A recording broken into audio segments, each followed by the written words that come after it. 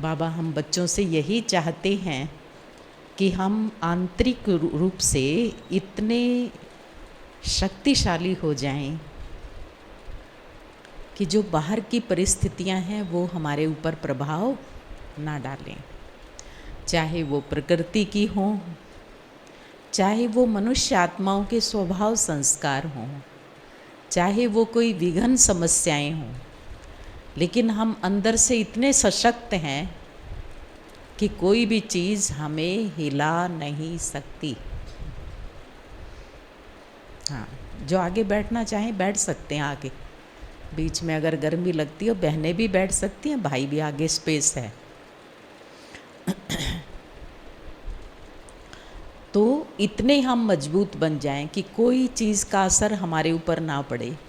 हमारी इस शक्तिशाली स्थिति का जो यादगार है वो भक्ति में किस रूप में है? किस रूप में है? किसका उदाहरण है? अंगद का। कितने भी बड़े बड़े महाबली आए लेकिन उसका पाँव कोई हिला नहीं सके, क्योंकि पाँव जमाने में शक्ति कौन सी थी? कौन सी शक्ति थी? श्री राम का प्रेम, उनके प्रति अनन्य जो भावना थी वो थी। तो जहाँ हमारा प्यारे बाबा से अति प्यार है और हम बाबा को साथ लेकर के हर कर्म करते हैं, तो वहाँ कोई भी परिस्थिति हमें विचलित नहीं कर सकती। और हम सब बाबा के बच्चे बहुत बहुत भाग्यवान हैं कि भगवान ने हम सबको इस संगम युग पर अथाह खजाने दिए हैं। कई बार बाबा याद दिलाते ना, देखो बच्चे, मैंने हर बच्चे को एक समान बहुत सारे खजाने दिए हैं। अब कौन उनको कितना यूज करता है और कितना उसके नशे में रहता है, कितना उनका जीवन में प्रयोग करता है, ये हर बच्चे के अपने ऊपर है। तो अपनी संपत्ति, अपनी प्रॉपर्टी, अपने खजाने, उन सब का ज्ञान है ना सबको? कौन कौन से खजाने हैं हमारे पास? बहुत कुछ है भरा हुआ। कौन कौन से हैं?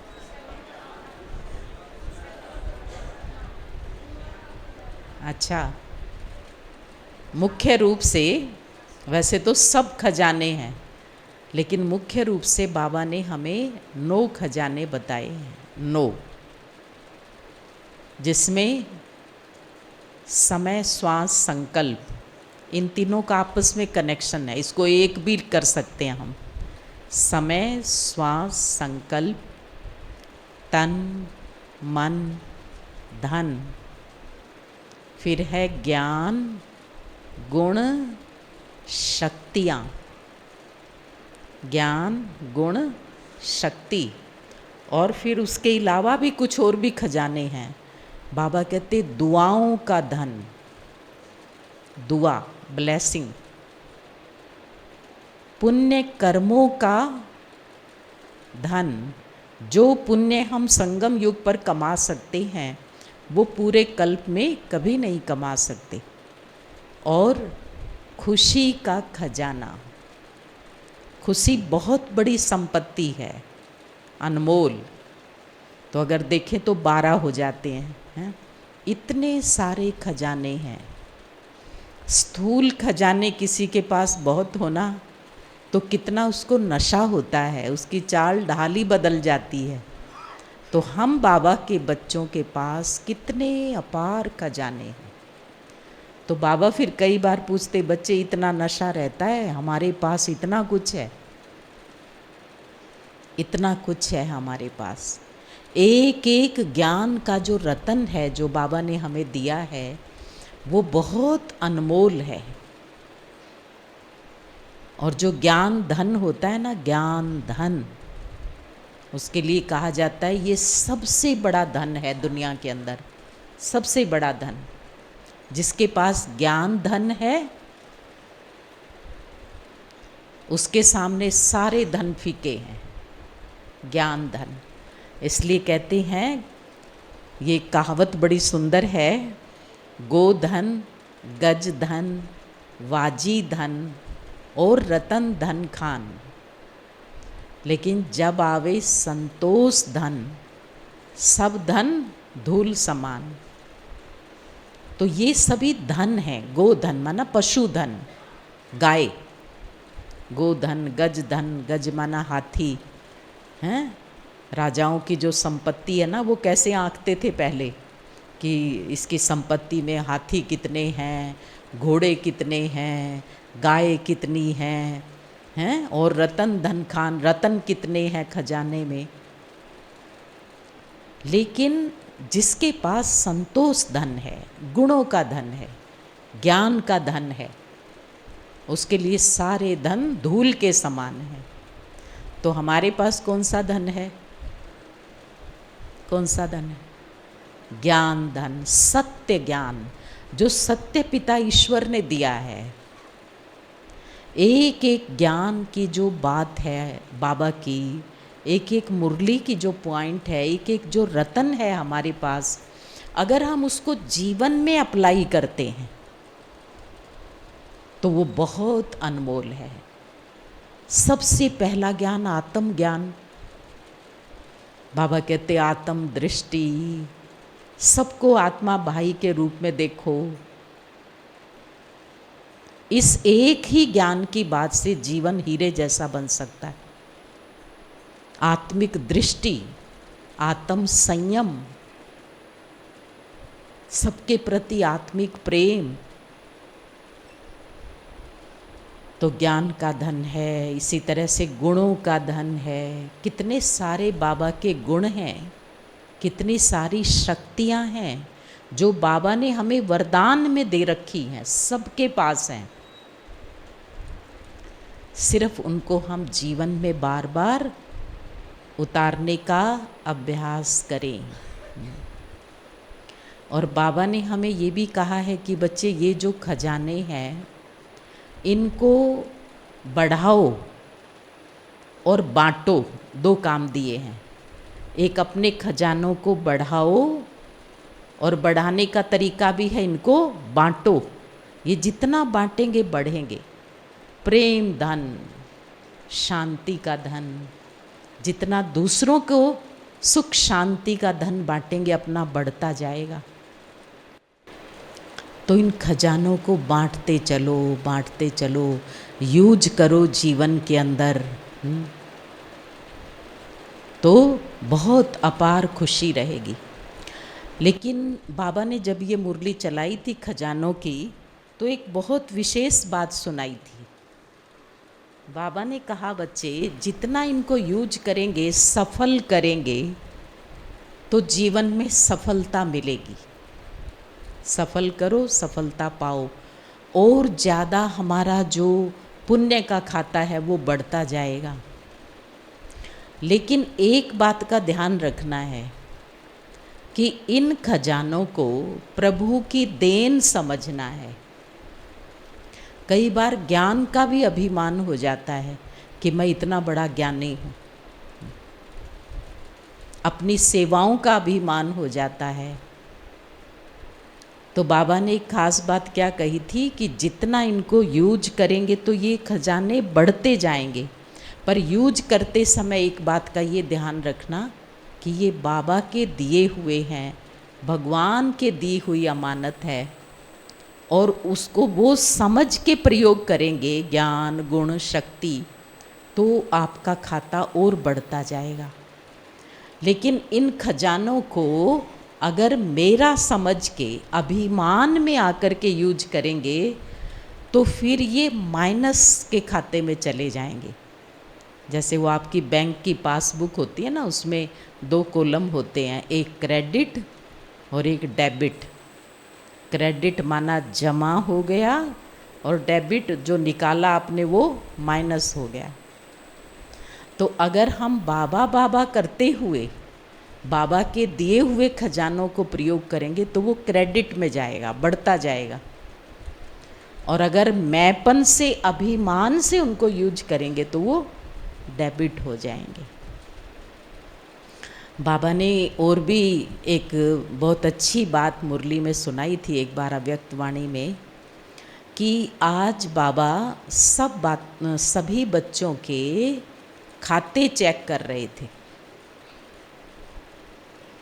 तो चेक करते हुए बाबा ने क्या देखा कि कुछ बच्चों के खाते भरपूर हैं, बहुत कुछ जमा हो रहा है उनका, जो निर्माणता से सब कुछ करते हैं, और कुछ बच्चे सेवा उतनी ही करते हैं, समय उतना ही लगाते हैं, लेकिन उनके खाते खाली देखे, खाली थे।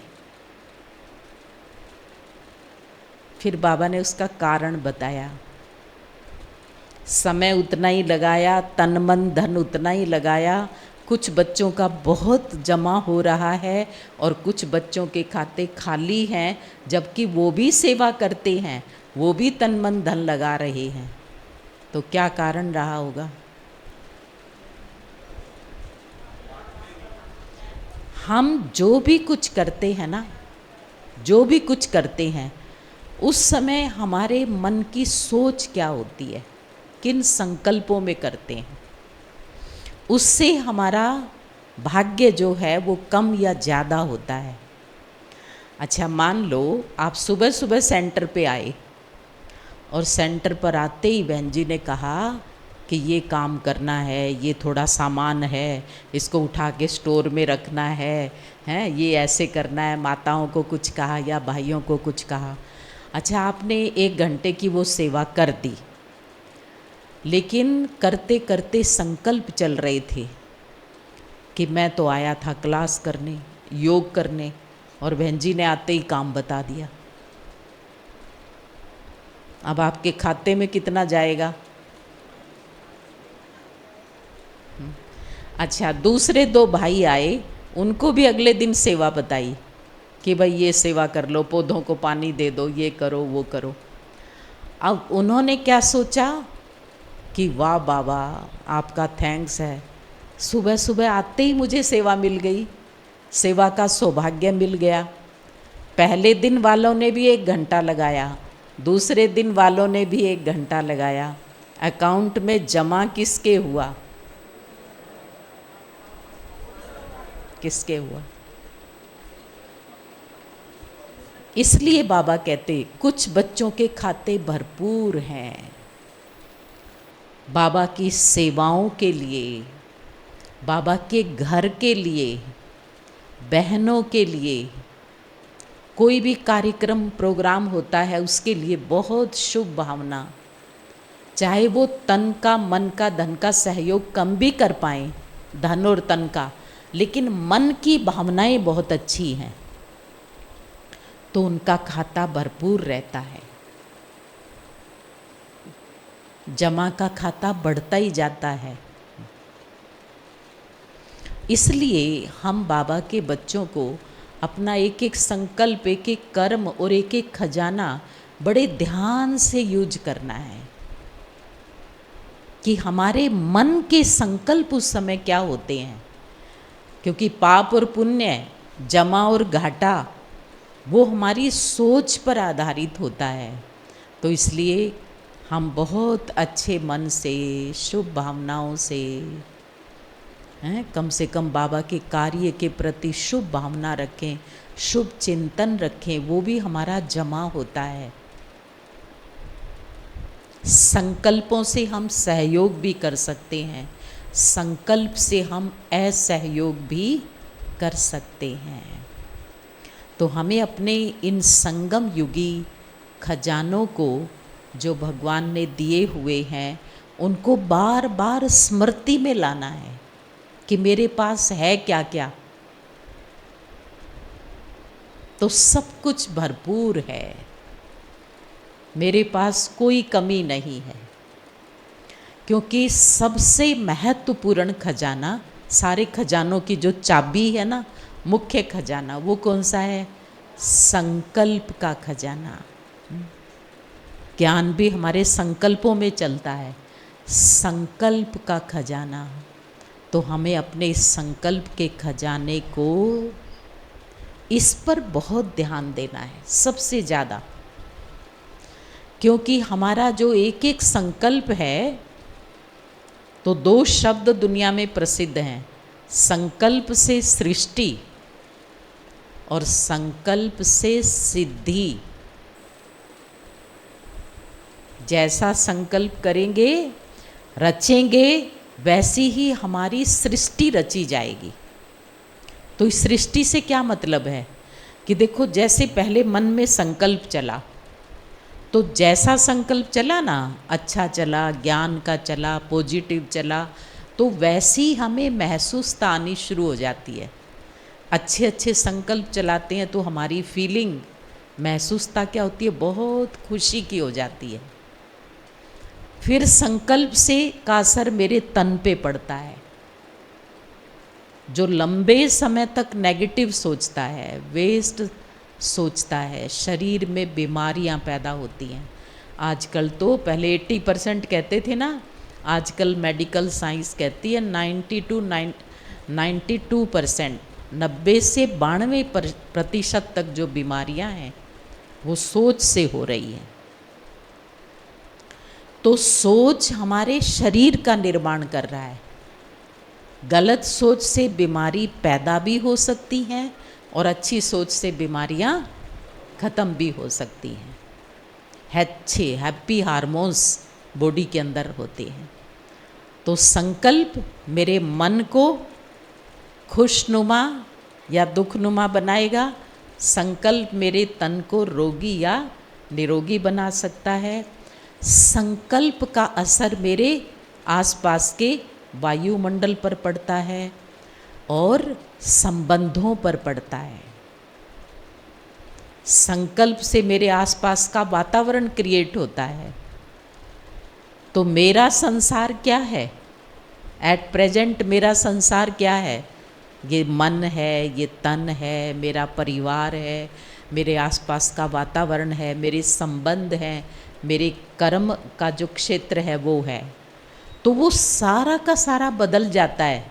किससे बदल जाता है? मेरे अपने ही संकल्प से। अगर संकल्प पॉजिटिव है, हम बड़े खुशनुमा हैं, तो एक तो संकल्प में ये शक्ति है कि वो मेरा संसार रच देगा, और दूसरा संकल्प से सिद्धि। इसका क्या मतलब है? जैसे संकल्प रचेंगे वैसी ही जीवन में सिद्धि होनी शुरू हो जाएगी। नेगेटिव रचो या पॉजिटिव रचो, वैसा ही मिलने लग जाएगा। सिद्धि माना वैसी सफलता। इसलिए हमें एक एक संकल्प बहुत सोच विचार के, बहुत ध्यान से रचना है, क्योंकि मेरे संकल्प मेरी ही जीवन की रचना कर रहे हैं, सुख की या दुख की। और जब हम कोई भी संकल्प करते हैं तो हमें सिद्धि के लिए विशेष रूप से ध्यान रखना है कि संकल्प जब हम रचते हैं तो हमें प्रेजेंट सिचुएशन को देख के नहीं रचने कि भाई क्या है, कैसे है। मैं अपने जीवन को और अपने आने वाले समय को, अपने परिवार को कैसा देखना चाहता हूँ। जो हम बनना चाहते हैं वो संकल्प रचने हैं, जो हम हैं वो नहीं सोचना है। देखो, बाबा ने हमें क्या ज्ञान दिया, बच्चे तुम्हें नर से नारायण बनना है, नारी से लक्ष्मी बनना है, तुम्हें भविष्य में देव पद पाना है। तो जो हम हैं उस चिंतन से बाबा ने हमें ऊपर उठाया है। हम गृहस्थी हैं, बीमार हैं, ये हैं, वो हमें नहीं सोचना। जो मुझे बनना है वो मुझे सोचना है, तो मैं वही बन जाऊंगा। क्योंकि ये जो हमारे आसपास का वातावरण है, पूरी सृष्टि के अंदर, इसमें नेगेटिव एनर्जी भी है और पॉजिटिव एनर्जी भी है। अब इस बात को ध्यान से सुनना। चारों तरफ जैसे समुद्र बह रहा है, नेगेटिव एनर्जी भी है, पॉजिटिव भी है। हम जैसा सोचेंगे वैसी ही एनर्जी हमारी तरफ आकर्षित होनी शुरू हो जाएगी। माताएं समझ में आ रही है ये बात? जैसा हम सोचेंगे, बाहर हैं काली और सफ़ेद ऊर्जा, नेगेटिव पॉजिटिव सब कुछ है चारों तरफ। हम जब पॉजिटिव सोचेंगे तो अच्छी एनर्जी हमारी तरफ खींचनी शुरू हो जाएगी। इसको कहते हैं लॉ ऑफ अट्रैक्शन। आकर्षण होगा उन्हीं चीज़ों का जो चीज़ें हम मन में सोचेंगे। जो नेगेटिव सोचेगा उसकी तरफ नेगेटिव एनर्जी उसकी तरफ भरनी शुरू हो जाएगी। तो वो इतना नेगेटिव हो जाएगा कि अपने आप को कंट्रोल ही नहीं कर पाएगा। और जब ज़्यादा नेगेटिव हो जाते हैं तो उसको टेंशन भी नहीं, डिप्रेशन कहते हैं, जो आज की दुनिया में हर तीसरे व्यक्ति को है। और जब हम पॉजिटिव सोचते हैं तो इस ब्रह्मांड के अंदर पॉजिटिव शक्तियाँ भी बहुत हैं। तो वो पॉजिटिव हमारी तरफ पॉजिटिव एनर्जी अट्रैक्ट होनी शुरू हो जाएगी। ये प्रिंसिपल समझ में आया? अच्छा, अब हमें संकल्प रचने हैं। तो हमने क्या संकल्प रचने? योग में भी क्या सोचना है? क्योंकि बाबा की याद में भी योग भी हमारा कब अच्छा होगा? जब उसमें हमारे संकल्पों की रचना सही होगी। क्योंकि संकल्प से सिद्धि, जो बड़े बड़े तपस्वी दिखाते हैं ना, तो उन्होंने एक ही संकल्प रचा, तपस्या की और भगवान ने उनके संकल्प के अनुसार उनको कहा तथास्तु, तुम्हारे लिए यही हो जाएगा, है ना। तो बाबा भी रोज सवेरे चक्कर लगाता है अमृत वेले। और जैसे हम संकल्प रचते हैं तो भगवान भी चक्कर, आपके बाबा कहते हैं ना, जो बाबा के बच्चे घर गृहस्थ में रहते हैं बाबा वहाँ पर भी चक्कर लगाता है। और जो सोए हुए होते हैं तो सोए हुए को ना तो वरदान मिलता ना विजय का तिलक मिलता। आप में से अमृत वेला कौन कौन करता है? हाथ खड़े करो। अच्छा, सारे करते हैं, वाह, सारे पास हैं। चलो, उठ के बैठते हैं वो तो अच्छी बात है, पर बैठ के संकल्प क्या करते हैं? अब देखो, भगवान आएंगे, चक्कर लगाएंगे, वरदान भी देंगे, विजय का तिलक भी देंगे। और फिर हमें जो हम सोचते हैं, जिन संकल्पों से हम बाबा से बातें करते हैं, तो बाबा हमें कहेंगे बच्चे तथास्तु। अब कोई बैठ करके थोड़ा आत्मचिंतन किया, मैं शुद्ध आत्मा हूँ, बाबा की संतान हूँ, फिर कहेंगे बाबा मेरा बच्चा जो है ना वो पढ़ाई में अच्छा नहीं है, वो कुसंग में पड़ गया, उसको ठीक करना। मेरे पति को ठीक करना, वो शराबी है, वो बहुत दुख देता है।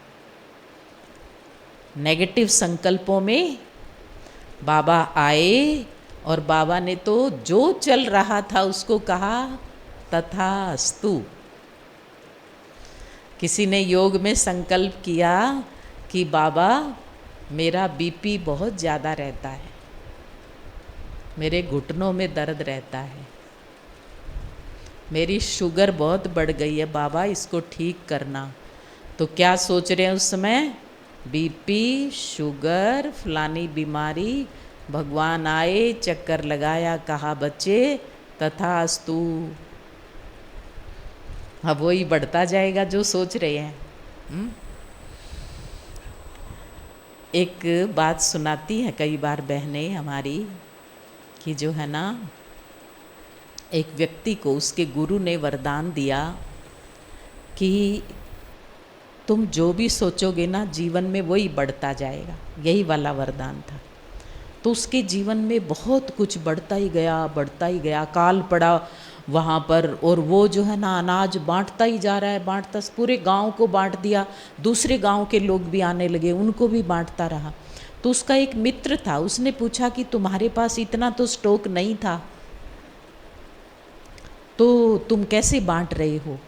तो उसने कहा भाई मेरे गुरु ने वरदान दिया है कि तुम जो है ना बस जो सोचोगे ना वो बढ़ता ही जाएगा। तो मैं दान पुण्य और दूसरी आत्माओं का परमार्थ सोचता हूँ, इसलिए भगवान मेरा तो खजाना खाली होता ही नहीं। उसने कहा कि तेरे गुरु के पास मुझे भी ले चल। तो उसने कहा ठीक है। अब ये तो लालची सा था, तो वो ले गया। तो उसके गुरु ने उसको वरदान दिया कि तू सुबह 4 बजे जो सोचेगा तेरे जीवन में वही भरता जाएगा, भरता जाएगा, भरता जाएगा। और ये वरदान बाबा ने भी दे रखा है ना, हमें ज़रा ध्यान देना इस बात पर। अब जो है उस सुबह 4 बजे उसको उस वरदान को, और कहा वो कुछ लिमिटेड टाइम होगा, इसलिए जो है ना बस उसमें तुम जो सोचोगे ना उस घड़ी एग्जैक्ट 4 बजे, तो तुम्हारे जीवन में सारा दिन वही होगा, पूरा दिन। संकल्प करने में तो थोड़ी सी देर लगती है। अब उसने ये सोचा कि सुबह 4 बजे उठ कर के मैं ये संकल्प करूँगा कि हे भगवान मुझे 500 के नोटों की गड्डियाँ दे दे।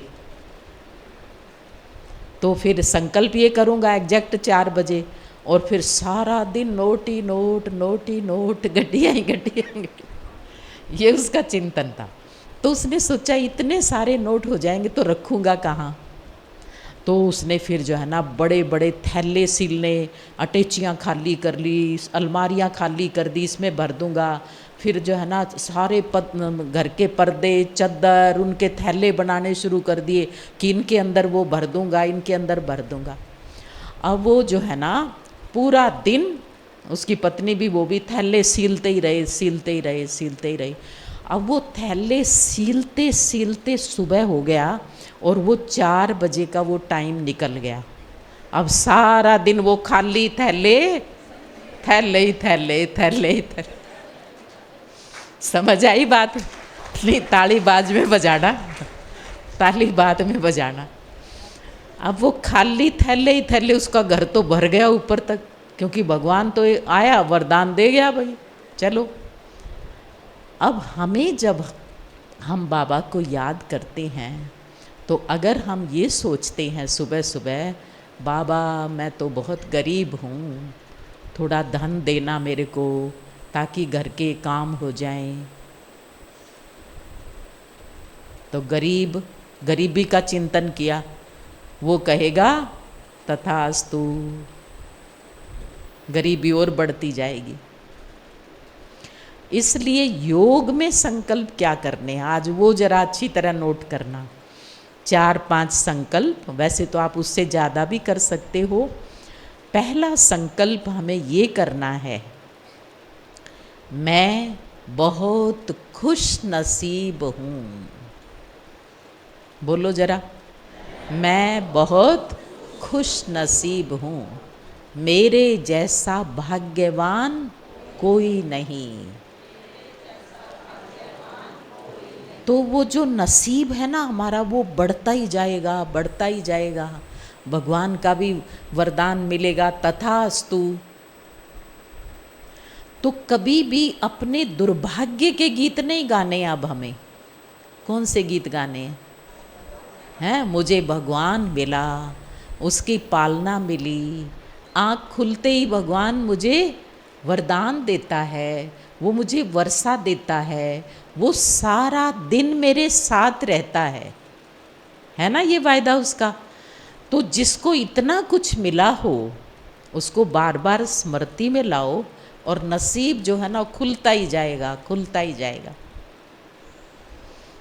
कभी भी कोई दुख का संकल्प हमें नहीं करना है। तो सारे खुश नसीब हैं, कोई बदनसीब तो नहीं। भगवान के बन गए, फिर भी बड़ी मुसीबतें आती हैं, बड़े विघ्न आते हैं, बिजनेस में घाटा हो गया, ये हो गया, मैं तो बड़ा पता नहीं मेरी किस्मत में क्या है। जो ये सोचता है पता नहीं मेरी किस्मत में क्या है, वो हाथ खड़े करो जरा। एक है पीछे आप भी समझ जाओगे, एक है सिर्फ है। तो हम सभी बहुत खुश नसीब हैं, क्योंकि भगवान ने भाग्य लिखने की कलम हमारे हाथ में दे रखी है। तुम जितना चाहो अपना भाग्य लिख लो। अगर कोई कलम आपके हाथ में दे और अपनी वो जो होती है ना चेक काटने वाली जो डायरी है आपके हाथ में दे दे और कहे जितना चाहे लिख ले,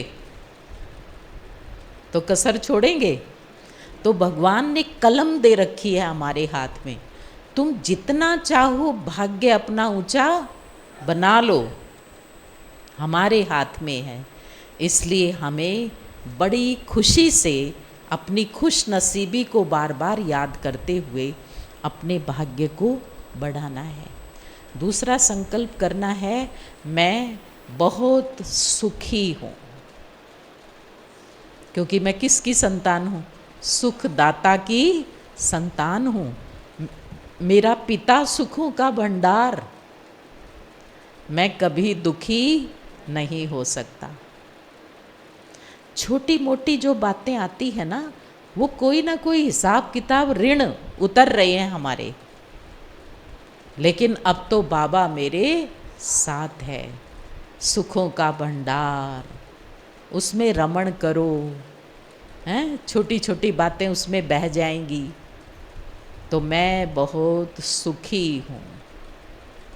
कोई दुखी तो नहीं है इस सभा में। फिर तीसरा संकल्प करना है, मैं बहुत धनवान हूँ। धनवान, गरीबी का चिंतन नहीं करना, क्योंकि जो हैं, फार्मूला याद रखना, जो हैं वो नहीं सोचना, जो हमें बनना है वो सोचना है, और फिर वही बनते जाएंगे। As you think so shall you become, वही बनोगे निश्चित रूप से। तो सुबह सुबह बाबा के सामने, जैसे बाबा का वरदानी हाथ मेरे सिर पर है, और संकल्प करो, मैं बहुत धनवान हूँ, मेरे पास सब कुछ है, क्योंकि भगवान मेरे साथ है। माताओं, पूरे निश्चय से करेंगे संकल्प कि मेरे पास सब कुछ है, क्योंकि बाबा मेरे साथ है। केवल ये सोच की बात है, जहाँ भगवान है वहाँ तो असफलता हो ही नहीं सकती है। देखो, श्री कृष्ण के पास महाभारत युद्ध से पहले जब अर्जुन और दुर्योधन दोनों आते हैं और वो युद्ध में कुछ मदद मांगने के लिए आते हैं, तो उस समय उसने 2 ऑप्शन रखे थे, है ना। भगवान का स्वरूप दिखाते हैं, जैसे हमें पता है ना, श्री कृष्ण तो फर्स्ट प्रिंस है, लेकिन उसको ईश्वरीय शक्ति का स्वरूप दिखाते हैं। तो उसके सामने 2 ऑप्शन थे, 2 ऑप्शन रखे उन्होंने। एक तरफ मेरे अस्त्र शस्त्र सारी सेनाएं रहेंगी, और दूसरी तरफ मैं अकेला रहूँगा, और अकेले के साथ साथ युद्ध भी नहीं करूँगा, हथियार नहीं उठाऊँगा। एक तरफ मैं अकेला, दूसरी तरफ मेरी पूरी सेना। तो दुर्योधन ने क्या मांगा? क्या मांगा था? सेना, अस्त्र शस्त्र सेनाएं। और अर्जुन ने क्या मांगा था? अर्जुन ने, मुझे केवल आप चाहिए। जीत किसकी हुई? जीत किसकी हुई? पांडवों की हुई, है ना। क्योंकि जहाँ भगवान है वहाँ तो असफलता हो ही नहीं सकती, और जिसके साथ ईश्वर है वो उसे असफलता की सब स्थितियों से ऊपर उठा लेगा, बचा लेगा। कितनी बार अर्जुन को बचाया, कर्ण की शक्ति से बचाया, और गांधारी के श्राप से बचाया। दुर्योधन को पत्ता किसने लिपटवाया? उसको पता था, इसलिए कैसे भी युक्ति रच के उसको बचाया। कितनी जगह से बचाया, क्योंकि जो अपने आप को उसके आगे समर्पित कर देता है तो उसकी रक्षा की जिम्मेवारी उसकी हो जाती। मीरा उसके प्रति समर्पित थी, जहर का प्याला भी अमृत हो गया। प्रहलाद उसके प्रति समर्पित था, चाहे पहाड़ से गिराया, चाहे आग में जलाया, वो सुरक्षित रहा। तो बाबा मेरे साथ है। कभी ये नहीं सोचना मैं अकेला हूँ। अकेला है कोई? कोई भी अकेला नहीं है। हम सबके साथ स्वयं भगवान है। कहीं जाओ तो भी बाबा मेरे साथ है। फिर चौथा संकल्प करना है, मैं संपूर्ण स्वस्थ हूँ। मैं संपूर्ण स्वस्थ हूँ। भगवान की पवित्रता की किरणें मेरे ऊपर बरस रही हैं, मेरे शरीर के रोम रोम तक जा रही हैं, और मेरी जो सारी बीमारियां हैं वो खत्म हो रही हैं। देखो, जो होगी ना बीमारी, वो भी धीरे धीरे कम होती जाएगी। तो कभी भी बीमारी का चिंतन नहीं करना, लेकिन बाबा को याद करेंगे। भले जो आवश्यक है वो अपनी दवाई वगैरह तो हम लेंगे, लेकिन बाबा सर्जन के ऊपर छोड़ के चलो तो शरीर भी स्वस्थ रहेगा। फिर मेरा परिवार, मेरा कारोबार, मेरे बच्चे बहुत अच्छे हैं। जो है वो नहीं सोचना, फिर याद कर लो। कारोबार थोड़ा ऊपर नीचे भी है तो भी कोई बात नहीं, मेरा कारोबार भी बहुत अच्छा है, मैं बाबा की छत्र छाया में हूँ। बच्चे बहुत अच्छे हैं, उनके लिए अच्छे अच्छे संकल्प रचो। जो उनके अंदर कमियां हैं वो भी खत्म हो जाएंगी। बहुत अच्छे संकल्प रचो, क्योंकि उन जो हम सोचते हैं वो ऊर्जा उन तक पहुंच रही है। अगर हम नेगेटिव सोचेंगे तो वो और ज़्यादा नेगेटिव हो जाएंगे। माता जीजाबाई का उदाहरण है ना, कि शिवाजी को शिवाजी बनाने वाली उसकी माँ जीजाबाई थी। महाराष्ट्र में जीजाबाई के नाम से मंदिर है। तो जीजाबाई ने उसको संस्कार कब से देने शुरू किए? उस बच्चे को गर्भ से ही देने शुरू कर दिए थे। और जब वो छोटा सा था, 6 मास का, शिवाजी, वो पालने में जब उसको झुलाती थी ना तो उसको लोरी सुनाती थी। और उस लोरी में क्या सुनाती थी? कि ये देश दुखी एक वीर बिना, एक वीर बिना रणधीर बिना। उस समय मुसलमानों का राज्य था। तो ये देश दुखी है, इसको एक वीर चाहिए, एक रणधीर चाहिए जो रण कौशल दिखाए, और वो तू बनेगा। छोटा सा बच्चा कुछ सुन नहीं रहा, कुछ समझ नहीं रहा, लेकिन वो उसको वो ऊर्जा दे रही है। ये देश दुखी एक वीर बिना, एक वीर बिना रणधीर बिना। तू राम कृष्ण का वंशज है। वो तब थे लेकिन तू अब है। तू राम की छवि लेकर आया है, तू कंस की छवि, तू कृष्ण की छवि लेकर आया है। तूने ही कंसों को खत्म करना है। तो छोटे से बच्चे को वो ऊर्जा दे रही है बचपन से। और जब शिवाजी महाराज 5 साल के हुए तो उसके हाथ में एक छोटी सी कटार दे देती थी और उसको खेत में ले जाती थी कि ये बाढ़ के ऊपर जितने खड़े हैं ना पौधे, इनकी गर्दन काट दे, ये समझ के कि ये मुगल हैं। वीरता, देश प्रेम, वीरता। तो और वो फिर शिवाजी बड़ा होकर के क्या बना? तो ये ऊर्जा उसको कहाँ से मिली? तो हमें अपने बच्चों को कौन सी ऊर्जा देनी है?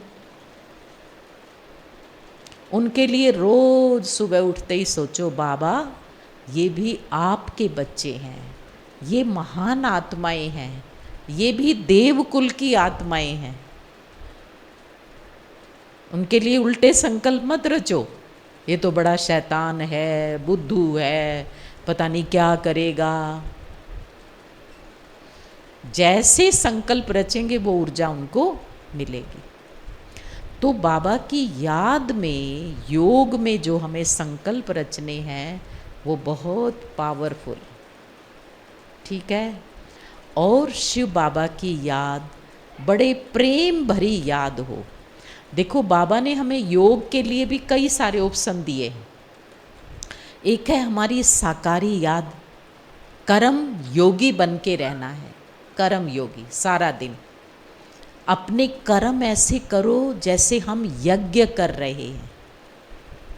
गीता में भगवान के ये शब्द हैं, कर्म ऐसे करो जैसे हम यज्ञ कर रहे हैं।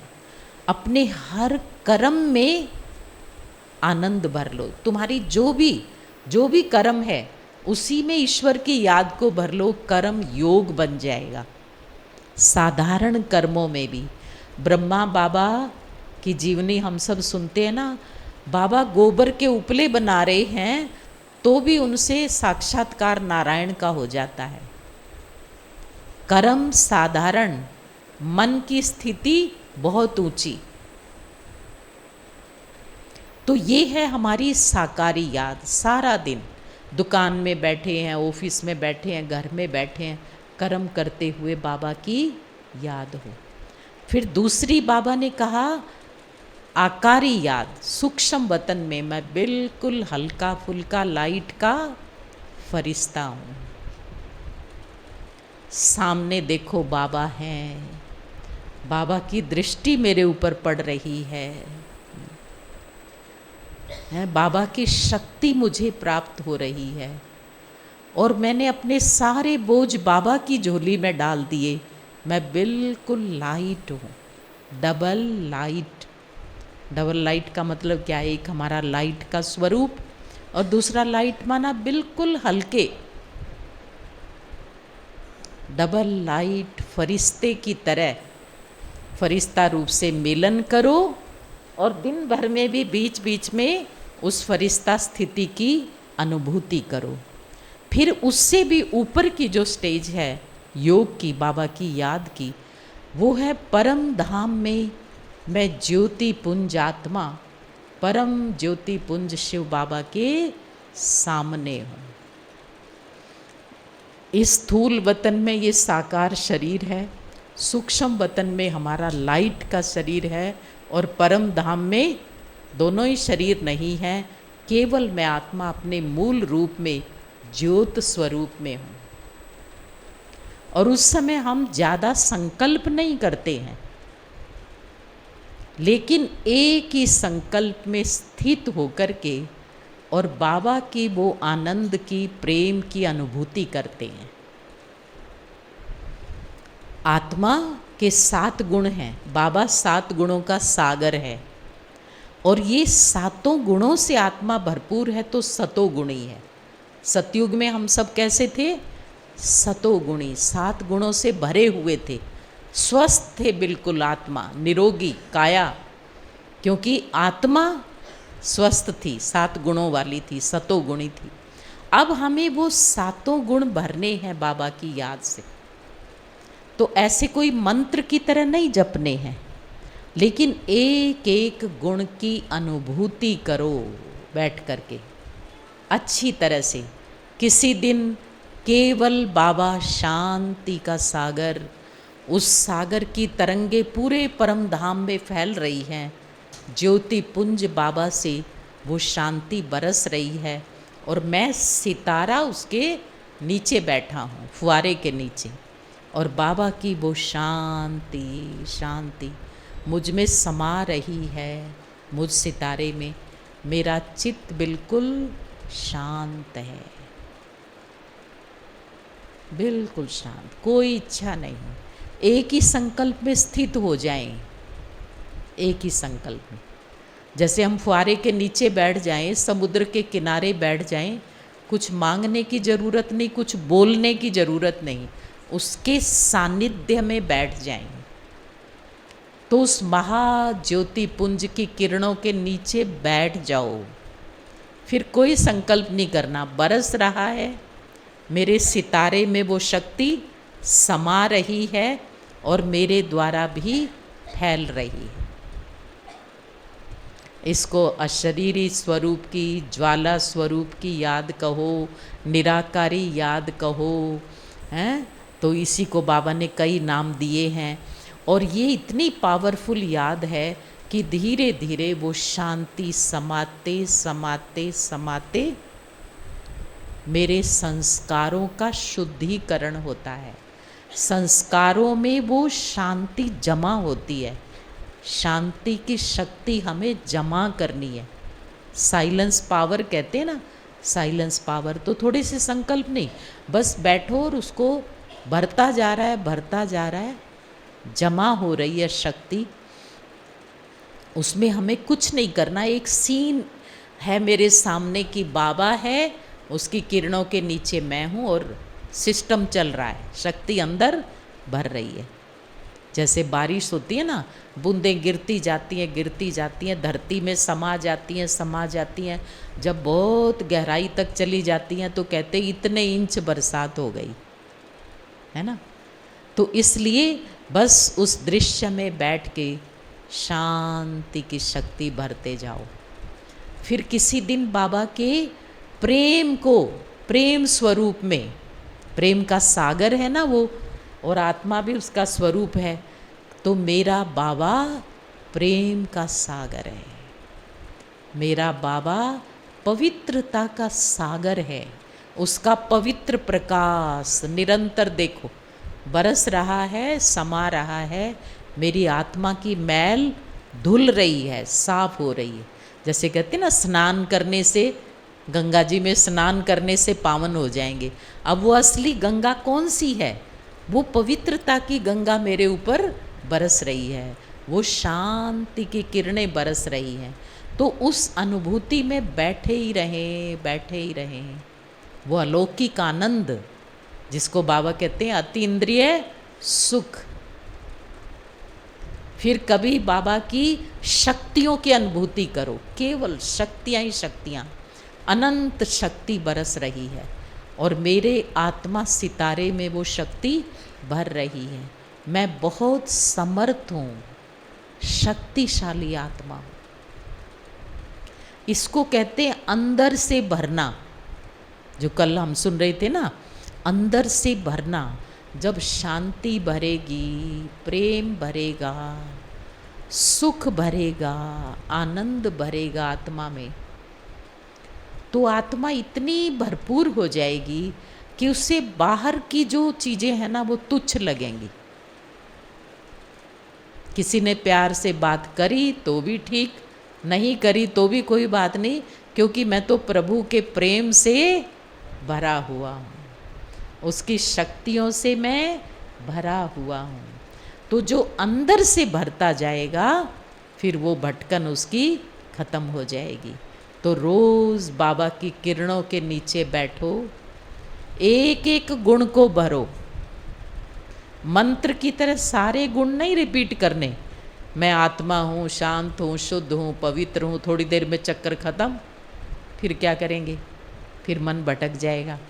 तो इसलिए बाबा के एक एक गुण की अनुभूति करते हुए, उसको अंदर में समाते हुए, उसमें हम अच्छी तरह खो जाएं, सागर में डुबकी लगाएं।